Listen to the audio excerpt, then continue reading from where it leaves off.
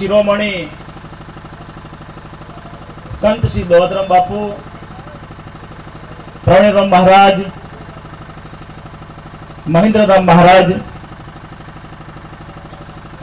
વ્યાસપીઠ ઉપર સર્વે સંતો, ભક્તો, માતાઓ અને આજુબાજુથી પધારેલા સૌ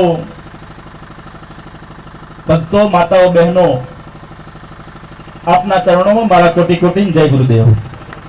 આપ સર્વને વંદન કરું છું. બધાના પછી મારે બોલવાનો વારો આવ્યો છે. બધાને ખૂબ બાપુ સત્સંગ ખૂબ સારું કર્યું છે, પણ એ સત્સંગની સાથે સાથે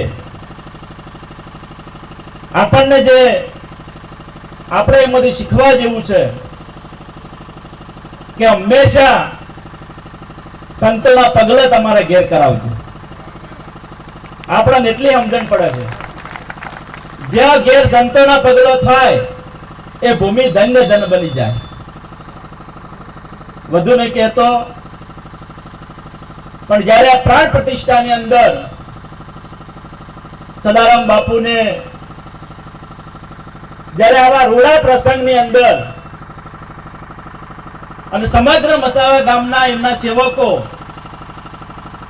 માતાઓ, બહેનોએ મને આ અવસરની અંદર એક ભોજન દાતા તરીકેનો જે અવસર આપ્યો છે, એમને હું કોટી કોટી વંદન કરું છું.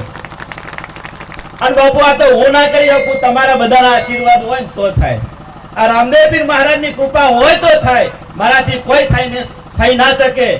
પણ આવનાર સમયની અંદર આ બધાના આશીર્વાદ હશે, ભગવાન માતાજીના આશીર્વાદ હશે, તો અનેક ગણા કાર્ય કરવા છે. બધા આશીર્વાદ આલો. વધુ નહીં કહેતો, આપ સર્વેનો ખૂબ ખૂબ આભાર. બોલો રામદેવ પીર મહારાજની જય.